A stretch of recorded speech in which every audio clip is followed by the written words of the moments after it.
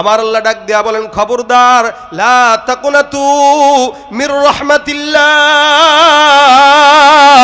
লা তাকুনাতু মির রাহমাতিল্লাহ, ইন্নাল্লাহা ইয়াগফিরুয যুনুবা জামিআ ইন্নাহু হুয়াল গফুরুর রহিম। আমার আল্লাহ পাক রব্বুল আলামিন বলেন জমিনের বান্দারা গুনাহ যদি হাজারো হয়ে যায়, কোটি কোটি গুনাহ যদি বান্দার হয়, এই বান্দা গুনাহটাকে মাথায় নিয়ে আসমানের মালিকের কাছে যদি যায় বলে আল্লাহ জমিনের মধ্যে আমার মতো গুনাহগার আর কেউ নাই, আমার আল্লাহ বলে বান্দার চোখের পানিটা জমিনে পড়ার আগে আমি আল্লাহ বান্দাকে মাফ করে দেই। ভাইরা আমার এই কারণে খুব বুঝবেন, আমি নিজে সবচাইতে বেশি গুনাহগার। মাথাটা একটু বালিশের সঙ্গে লাগায়া একটা বিন্দু যদি চক্ষুটা বন্ধ করে চিন্তা করি, আমি যদি ভাবি আয় হায় আমার এত গুনাহ যদি সমাজের মানুষ জানতো, আল্লাহর কসম করে বলছি আমার বয়ান কেউ শুনতো না। আমার গুনাহের কথা যদি মানুষ জানতো, সমাজের মধ্যে পাগড়ি আর জুব্বা লাগায় চোখ বন্ধ করে চোখ খুলে বুক ফুলে চলতে পারতাম না। আমার আল্লাহ কত দয়াবান আল্লাহ, যেই আল্লাহ বান্দার কোটি কোটি গুনাহ থাকার পরেও আল্লাহ পাক বান্দার গুনাহ কোনোদিন বান্দার সামনে প্রকাশ করে না। এ মুসলমান, আল্লাহ পাক বান্দাকে সুযোগ দেয়, বান্দা গুনাহ করছো টেনশন নাই, সমস্যা নাই, আমি আল্লাহ পাক রব্বুল আলামিন তোমার জন্য বান্দা হাজির আছি। আল্লাহ পাক বলেন আলামিন মুস্তাগফির, রাত্রিবেলা 3টার দিকে 4টার দিকে ডাকবেন, টেনশনের কারণ নাই। এলাকার চেয়ারম্যানের কাছে রাত 12টার পরে গেলে ডাক পাওয়া যায় না, সাড়া পাওয়া যায় না। মেম্বার এমপি মন্ত্রী যাই বলেন, রাত্রিবেলা সবাই ঘুমের জন্য তৈয়ার হয়ে যায়, কিন্তু আমার আল্লাহ ডাক দিয়া বলেন বান্দা জমিনের মধ্যে সব বান্দারা ঘুমায়, আমি আল্লাহ পাক রব্বুল আলামিন তোমার জন্য হাজির। বান্দা তুমি যতই টেনশন করো, যতই গুনাহ করো, গভীর রাতে তোমার কথা যদি কেউ না শুনে, চেয়ারম্যান শুনে না, মেম্বার শুনে না, এমপি শুনে না, দুনিয়ার কোন মানুষ শুনে না, আমি আল্লাহ আসমানে হাজির। আমার আল্লাহ ডাক দিয়া বলেন আল্লাহু লা ইলাহা ইল্লা হুয়াল হাইয়ুল কাইয়ুম লা তাখুযুহু সিনাতুন ওয়ালা নাওম। হে মুসলমান নবীর উম্মত, জমিনের মধ্যে সব ঘুমাইলে দুনিয়া চলবে, সরকার যদি ঘুমায় বাংলাদেশ চলবে, মেম্বার যদি ঘুমায় এলাকা চলবে, চেয়ারম্যান যদি ঘুমায় এলাকা ইউনিয়ন চলে, এই আমেরিকার সরকারও যদি ঘুমায় আমেরিকাও চলবে, সারা দুনিয়ার সরকাররাও ঘুমাইলে দুনিয়ার এক বিন্দু ক্ষতি হবে না। কিন্তু আমার আল্লাহ ডাক দিয়া কয় আমি মাওলা 1 সেকেন্ডের জন্য ঘুম তো দূরের কথা তন্দ্রাচ্ছন্ন কোনোদিন হই না। সুবহানাল্লাহ ওয়া বিহামদিহি। এরকম রব্বুল আলামিন বান্দাকে ডাক দিতে থাকে আসমানের মধ্যে এসে, আলামিন মুস্তাগফির, এমন কোন বান্দা সুচাও আমার আল্লাহ পাক রব্বুল আলামিন বান্দাকে ডাক দেয়। কোন বান্দা গভীর রাতে যদি আল্লাহর ডাকে সাড়া দেয়, আমার আল্লাহ পাক রব্বুল আলামিন বান্দাকে ক্ষমা করার জন্য আসমানে এসে ডাক দেয়। এ মুসলমান নবীর উম্মত, এই কারণে আল্লাহ পাক দয়া করে মায়া করে বান্দাকে সুন্দর করে বলে লা তাকনাতু মির রাহমাতিল্লাহ। কোটি কোটি গুনাহ হবে, টেনশন নাই বান্দা, আমি আল্লাহ পাক রব্বুল আলামিনের দয়া, তোর গুনাহ করতে করতে করতে করতে ক্লান্ত হবি, আমি আল্লাহ মাফ করতে করতে ক্লান্ত হব না। হাদিস শরীফে আমার পয়গম্বর মুহাম্মদুর রাসূলুল্লাহ সাল্লাল্লাহু আলাইহি সাল্লাম জানায়া দেয়, সারা দুনিয়ার জমিনের মধ্যে মহব্বত নামক বস্তুটা আমার আল্লাহ পাক রব্বুল আলামিন যখন বানায়, এটাকে 100 ভাগে ভাগ করে। কয়শো? 100 ভাগ। আল্লাহ নবী ডাক দিয়া বলেন 100 ভাগের 1 ভাগ মহব্বতটাকে আমার আল্লাহ পাক রব্বুল আলামিন গোটা দুনিয়ার মধ্যে ছড়ায় দেয়। আমার আল্লাহ পাক 1 ভাগটার কিছু অংশ গরু ছাগলের মধ্যে দিয়া দেয়, 1 ভাগটার কিছু অংশ জিন্নাতের মধ্যে দিয়া দেয়, 1 ভাগটার কিছু অংশ ফেরেশতাদের মধ্যে দিয়া দেয়, 1 ভাগের কিছু অংশ মাছের মধ্যে দিয়া দেয়। গোটা জমিনের মধ্যে আল্লাহ পাক 1 ভাগ মহব্বতটাকে ভাগাভাগি করে বান্দার মধ্যে ঢুকায় দেওয়ার কারণেই তো একটা সন্তানের প্রতি মা বাবার কতটুকু মহব্বত, একটা মায়ের প্রতি বাবার কতটুকু মহব্বত, একটা সন্তানের প্রতি মা বাবার কতটুকু আদর আর ভালোবাসা, ভাইয়ের প্রতি বোনের কতটুকু ভালোবাসা, এই ভালোবাসা যদি 100 ভাগের 1 ভাগের কিঞ্চিত পরিমাণ পাওয়ার পর হয়, বাকি থাকে কয় ভাগ? বলে 99 ভাগ। আমার নবী ডাক দিয়া কয় বাকি 99 ভাগ মহব্বত আমার আল্লাহ শুধুমাত্র বান্দাকে ক্ষমা করার জন্য আল্লাহর দিলে রেখে দিয়েছে। তুমি মিটাও সকল চাওয়া, দুদিন আগে পরে তোমার কাছেই সকল পাওয়া, সবই তোমার তরে।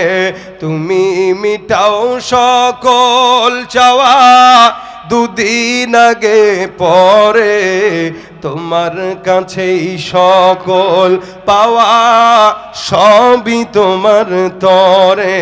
তোমার পথে চললে সবাই, তোমার পথে চললে সবাই আসবে যে সুদিন, তোমার দয়ায় পূর্ণ আমার সারা নিশিদিন।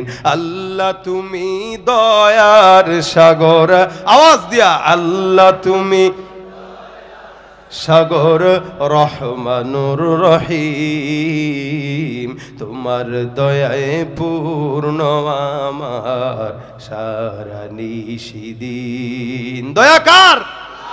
আমার আল্লাহ পাক রব্বুল আলামিন বান্দাকে দয়া করেন, বান্দাকে বলছেন তুমি চাও, ক্ষমা চাও, আমি আল্লাহ ক্ষমাশীল। এই জন্য আল্লাহ পাক রব্বুল আলামিন বলেন ফাকুলতুস্তাগফিরু রাব্বাকুম ইন্নাহু কানা গফফারা। আমার আল্লাহ পাক রব্বুল আলামিন বান্দাকে শেখায় দেয়, বান্দা তোমরা ইস্তেগফার করো, ইস্তাগফিরু রাব্বাকুম, তোমরা তোমাদের রবের কাছে ইস্তেগফার করো, ইন্নাহু কানা গফফারা, একমাত্র তিনি ক্ষমাশীল। যে ইস্তেগফার করবে আল্লাহ পাক বলে তিনি ক্ষমাশীল, তার মানে ইস্তেগফারের মাধ্যমে আল্লাহ বান্দাকে ক্ষমা করবে ইনশাআল্লাহ।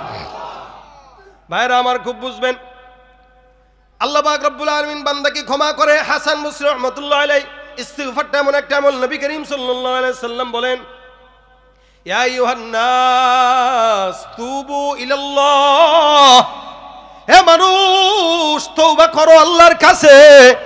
কতটুকু করবা? কারণ ফাইন্নী আতুবু, আমি নিজে তওবা করছি, লিকুল্লি ইয়াউম, প্রত্যেক দিন আমি নিজে, পয়গম্বর বলেন আমি নিজে তওবা করছি। কতবার? বলে মিআতা মাররা। রাসূল করিম সাল্লাল্লাহু আলাইহি ওয়াসাল্লাম বলেন তোমরা ইস্তেগফার করো, কেন? আমি নিজে প্রতিদিন 100 বার আল্লাহর দরবারে ইস্তেগফার করতাম। সুবহানাল্লাহ। রাসূল নিজে 100 বার ইস্তেগফার করতেন। নবী করিম সাল্লাল্লাহু আলাইহি ওয়াসাল্লাম গুনাহ আছে কোনো? নবীর তো গুনাহ বলতে কিচ্ছুই নাই, এরপরেও রাসূল প্রতিদিন 100 বার ইস্তেগফার করেন। রাসূলের শান, অন্য হাদিসে রাসূল বলেন আমি প্রতিদিন 70 বারের বেশি বা 70 বার ইস্তেগফার করতাম। যেখানে শাফিঈ মাহশার, সাকিয়ে কাউসার, আকায়ে নামদার, মদিনা কা তাজদার, সারা নবীদের সরদার, এই নবী যিনি প্রতিদিন 100 বার ইস্তেগফার করে, সেখানে আপনার আমার তো 1 কোটি বার করা দরকার। 1 কোটি বার করা দরকার, কারণ গুনাহ তো 1 কোটি বারের চেয়ে বেশি হয়। মসজিদ থেকে বের হইছেন গুনাহ, আসবাবে মাসি আমাদের কাছে এত বেশি, যার কারণে গুনাহ হয় বেশি। বাহিরে বের হইলাম গুনাহ, পার্কে গেলাম গুনাহ, মসজিদ থেকে বের হইলাম গুনাহ, মসজিদে ঢুকতেও গুনাহ, মজলিসে বসছি কথা বলার নামে, গল্প করার নামে গীবতের গুনাহ, শিকায়েতের গুনাহ, পরনিন্দার গুনাহ, একজন আর একজনের জায়গা চুরি করে সেই গুনাহ। বান্দা গুনাহ তো করে করে গুনাহকে গুনাহই মনে করে না, নাম পাল্টায় দিয়া গুনাহ করে, ঠিক কিনা? যেমন ঘুষ যারা খায় এরা নাম পাল্টে দিয়ে খায়, সুদ যারা নেয় এরা নাম পাল্টে দিয়ে নেয়। গতকাল আমার কাছে ফ্লাইটে আসতেছিলাম, এক ভদ্রলোক আমারে প্রশ্ন করছে যে হুজুর, আমি যদি ব্যাংকের থেকে যেই বাড়তি টাকাটা আছে ইন্টারেস্ট, ওইটা দিয়ে যদি আমি যাকাত দেই, তা যাকাত হবে কিনা? ব্যাংকের সুদের টাকা দিয়ে যাকাত দিবে। চিন্তা করেন, এই ফতোয়া তো আমাদের হাফেজ সাহেবই দিতে পারবে, চেয়ারম্যান সাহেব নাই বললাম আমি, কি বলেন ঠিক না? চেয়ারম্যান পরিচয় বড় না হাফেজ পরিচয় বড়? কথা কম জোরে বলেন মিয়া। এই যে চেয়ারম্যান সাহেব আজকে আছে কালকে নাই, গতকাল ছিল আজকে নাই, সাবেক, ঠিক না? যে গতকাল চেয়ারম্যান ছিল আজকে যদি না থাকে তার পরিচয় কি? সাবেক চেয়ারম্যান। কিন্তু হাফেজ যে হয়েছে এটা সাবেক লাগাইতে পারবেন নি? তার মানে দাম কোনটার বেশি? হাফেজ। আমি যে হাফেজ হয়েছি আজ থেকে 20 বছর আগে, তাহলে আমি যে হাফেজ হয়েছি এখনো তো আমার নামে হাফেজ লাগানো আছে, আমি মরণ পর্যন্ত হাফেজ থাকবো, মরার পরেও হাফেজ থাকবো। কিন্তু চেয়ারম্যান, মেম্বার, এমপি, মন্ত্রী এদের পরিচয় যতদিন চেয়ার আছে ততদিন চেয়ার নাই, সাবেক। কথা আসতে কোন আপনারা বুঝেন নাই কথা? তাহলে এই ফতোয়া তো আমাদের হাফেজ সাহেবই দিতে পারবে যে সুদের টাকায় যাকাত দেওয়া যাবে, এটা তো পরের হিসাব, সুদ খাওয়াই তো হারাম। কথা কন না কেন? নাকি ইন্টারেস্ট নাম দিয়া খাইলে জায়েজ? হ্যাঁ, অনেকে তো কয় না হুজুর আমি সুদ খাই না, আমি ইন্টারেস্ট খাই। এ সুদ না, সুদ না, এটা মুদারাবা সিস্টেমে আমারে দিছে, মুদারাবা সিস্টেমে দিছে, এটা ইন্টারেস্ট। ওইটা কি ভাই? এটা মুনাফা, নাম ইন্টারেস্ট, সেটা বুঝে গেছে এখনকার, এটা মুনাফা। যেটাই বলেন যদি নাম পাল্টায় দিয়ে খাইলে জায়েজই হয় আর হালালি হয়, তাহলে পাতলা ডাইলকে পাতলা বা এখানে হইলে যে এটা বের হয় এটারে মনে করে ডাইল মনে করে খায়ান যান। কথা বুঝেন নাই মনে হয়? নাম পাল্টা দিয়ে খেলে দেবো, তাহলে আমার তো মনে বলে ওইটার চেয়ে সুদ খাওয়াটা আরো খারাপ, কি ঠিক না? কারণ কেউ যদি ওইটা খায় ওর জাহান্নাম তো আর হবে না, রুচির বিষয় আছে, রোগ হবে, হয়তো মরে যেতে পারে, এটা অতটুকু হইতে পারে, কিন্তু জাহান্নাম তো আর না। কিন্তু কেউ যদি সুদ খায় তাও এটাকে জায়েজ বানায় খাইতে চায়, আজীবনের জন্য জাহান্নাম। সন্দেহ আছে কোনো? সুদ যে খায়, যে লেখে, যে সাক্ষী দেয়, যে গ্রহণ করে, সবগুলো জাহান্নামী। আপনাদের ঠিকের পরিবেশটা একটু দুর্বল, তার মানে এখানে অধিকাংশই খান মনে হয়। হ্যাঁ, তাহলে ঠিক আসতে কোনকে? জোরে বলেন ঠিক কিনা? সুদ যারা খায় তারা কি? জোরে বলেন কি? যে নেয় সে কি? যে দেয় সে কি? যে লেখে সে কি? যে সাক্ষী থাকে সে কি? ওরা হলো দেশের লাগি মহামারীর মতন, ফাইলে কলম ঠেকাইয়া চালায় শুধুই নির্যাতন। ওরা হলো দেশের লাগি মহামারীর মতন, ফাইলে কলম ঠেকাইয়া চালায় শুধুই নির্যাতন। সুদের টাকায় ওদের ভুড়ি, ঘুষের টাকায় ওদের ভুড়ি, করে যে টান টান। ওরা শিক্ষিত শয়তান, ওরা শিক্ষিত শয়তান, ওরা শিক্ষিত শয়তান।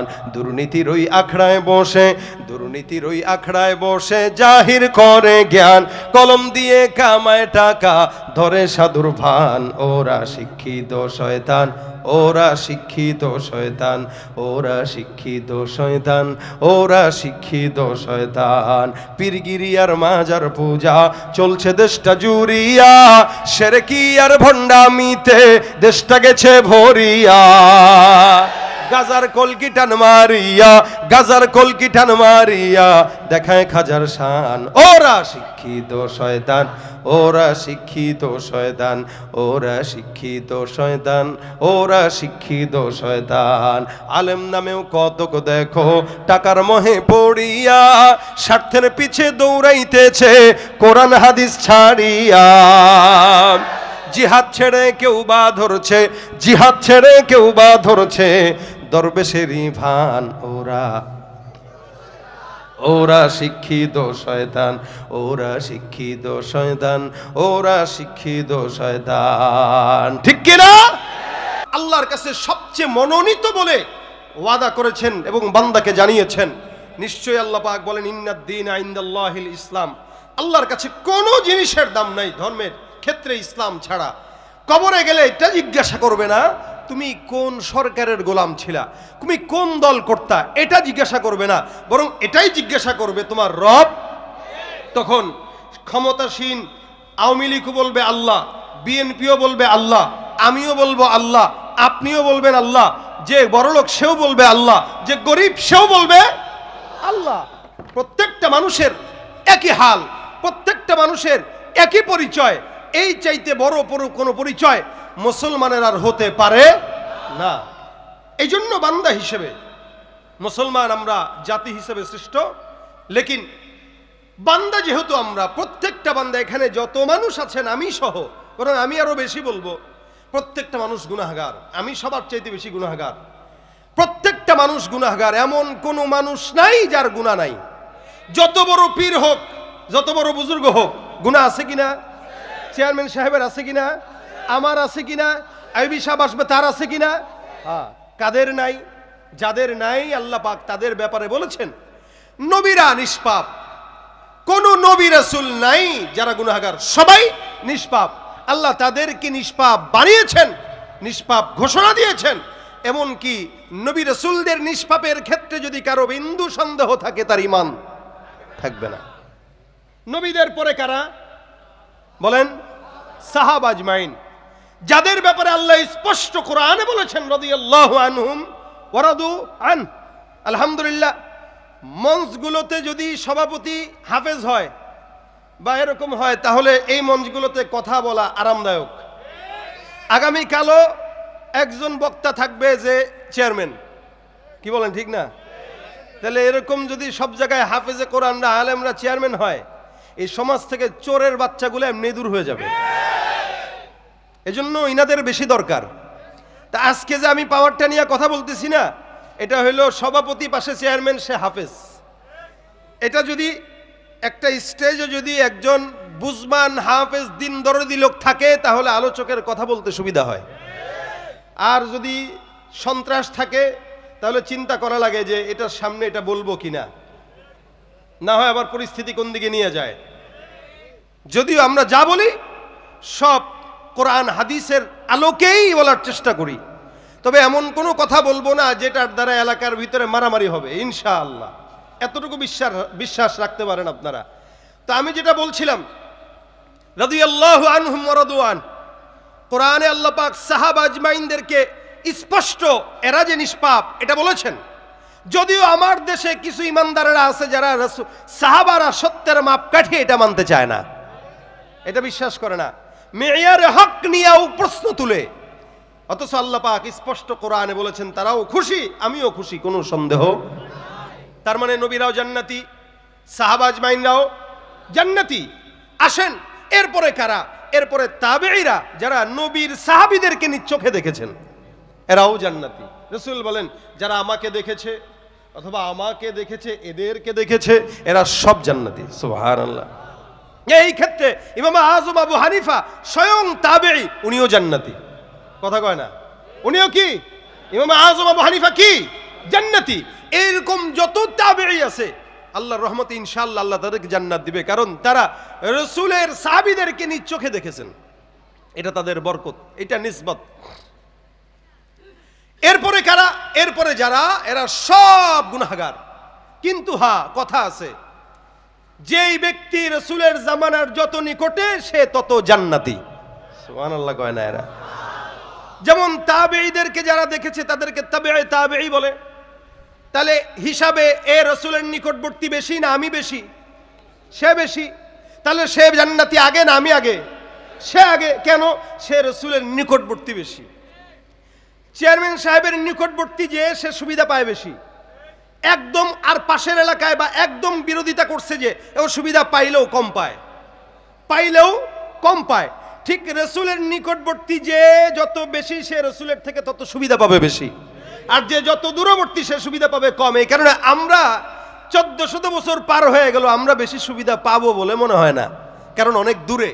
তবে আশাবাদী ইনশাআল্লাহ রাসূলের সাথে জান্নাতে থাকবো। কিন্তু নিকটবর্তী কারা? আল্লাহ পাক বলেন আস-সাবিকুন আস-সাবিকুন উলাইকাল মুকাররাবুন ফি জান্নাতিন নাঈম সুল্লাতুম মিনাল আউয়ালিন ওয়া কলিলুম মিনাল আখিরিন। আমার আল্লাহ পাক স্পষ্ট কোরআনের মধ্যে বান্দাকে জানায়া দেয়, জমিনের মধ্যে যত বান্দারা আছে এদের মধ্যে যারা বেশি নিকটবর্তী রাসূলের জামানার, তারাই তত জান্নাতি। রাসূলের জামানা থেকে যে যত বেশি দূরে সে তত জাহান্নামী। কেন? রাসূলের জামানা থেকে নিকটবর্তী যত বেশি হবে ফিতনাও তত কম। নবীর জামানা থেকে যত দূরে ফিতনাও তত বেশি। আল্লাহর নবীর জামানার সঙ্গে যার যত বেশি তাল্লুক, ওই বান্দা তত বেশি ফিতনা থেকে দূরে। 1400 বছর পার হয়ে গেল, ফিতনা এখন বেশি না কম? বেশি। এ মুসলমান, আমি আমার বাবার দিকে যদি নজর দেই, 75 বছর হয়ে গেছে, এখনো পর্যন্ত প্রতিদিন দৈনিক 3 বার কমাস কম তেলাওয়াত করে, 5 ওয়াক্ত নামাজ নিজে আজান দেয়, নিজের জামাতের সঙ্গে এখনো আদায় করে। আমি যখন ছোট ছিলাম, আমার বাবা সাধারণ মানুষ, সচিবালয়ে চাকরি করেছেন প্রায় 40 বছরের কাছাকাছি। লাস্ট জীবনে আইসা গ্রামে এখন মুয়াজ্জিন হয়ে গেছে। এ মুসলমান, সারা জিন্দেগি তবলিগের মেহনতের কারণে আমাকে মাদ্রাসায় দিয়েছে। আমার মনে আছে, আপনারাও মিলায় দেখেন, এই এলাকার মধ্যে ছোটবেলায় যখন দেখছি আমি আমার বাবার গ্রামের বাড়িতে যখন যেতাম, আমার দাদা দাদি নানা নানি অথবা খালা খালু ফুফা ফুফি অথবা চাচা চাচিদেরকে দেখতাম সকালবেলা সূরা ইয়াসিন তেলাওয়াত না করে কোনোদিন উঠানে ঝাড়ু দিত না। সকালবেলা তারা তেলাওয়াত করতো সূরা ইয়াসিন, বিকেলে তেলাওয়াত করতো সূরা ওয়াকিয়া, রাত্রিবেলা সূরা তেলাওয়াত করতো মুল্ক করে, তারপরে ঘুমাইতো। প্রতিদিন 3 বার 4 বার কোরআন তেলাওয়াত করতো। আমি আমার নিজের ছোটবেলার কথা যদি বলি, আমি প্রতিদিন সকালবেলা ঘুম ভাঙতো আমার বাবা মায়ের তেলাওয়াতের আওয়াজে। আর বর্তমানে আপনার আমার সন্তানদের ঘুম ভাঙে আপনার আমার মোবাইল, ফেসবুক আর ইউটিউবের আওয়াজে। পার্থক্য আছে না নাই বলেন?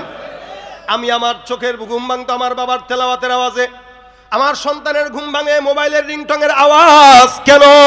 বলে জামানা যত সামনের দিকে যায় ফিতনা তত বেশি বাড়ে। জামানা যত সামনের দিকে আগাবে ফিতনাও তত বাড়বে। যদিও আমাদের দেশের নাম এখন স্মার্ট বাংলাদেশ, আমি মাঝে মাঝে বলি এই ডিজিটাল আর স্মার্ট নাম লাগায়া গুনাহের আকড়া আরো বাড়তেছে। মনে রাখবেন, জামানা যত ডিজিটাল আর স্মার্ট হবে মানুষগুলো তত ডিজিটাল হায়াওয়ানে রূপান্তরিত হয়ে যাবে। এই জন্য তো ভাইরা আমার, একসঙ্গে আগের কালে 5-6 জন একসঙ্গে 10 বছর পরে দেখা হইলে গল্প আর গল্প 2 দিনই তো শেষ হয় না। রাত্রিবেলাও গল্প, সারাদিন গল্প, চা খাবি নি, এটা খাবি নি, ওইটা খাবি নি, তোর বাসায় আমার দাওয়াত, আমার বাসায় তোর দাওয়াত। এখন 10 জন যদি একসঙ্গে হয়, 5 বছর পরে দেখা হয়েছে, 10 মিনিট কথা বলার পর 10 জনের হাতেই মোবাইল দিয়া সুন্দর করে ফেসবুক টিপে, ঠিক কিনা? তাহলে জামানা যত রাসূলের নিকটবর্তী মানুষ তত জান্নাতি। আল্লাহ পাক ডাক দিয়া বলেন, ওয়াস-সাবিকুন আস-সাবিকুন উলাইকাল মুকাররাবুন ফি জান্নাতিন নাঈম সুল্লাতুম মিনাল আউয়ালিনা ওয়া কলিলুম মিনাল আখিরিন।